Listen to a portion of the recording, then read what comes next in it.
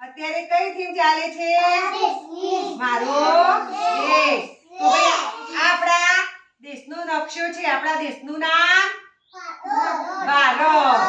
તો આપણે તિરંગો લાવો. ચલો આપણા રાષ્ટ્રનું પ્રતીક. Very good. આનું શું કહેવાય? રાષ્ટ્રધ્વજ. આપણું રાષ્ટ્રીય ફૂલ લાવો. શું કહેવાય આનું? પણ શું કહેવાય? કમળ. રાષ્ટ્રીય ફૂલ આપણું કમળ. રાષ્ટ્રીય પ્રાણી લાવો. રાષ્ટ્રીય પ્રાણી કયું? વાઘ. શું કહેવાય?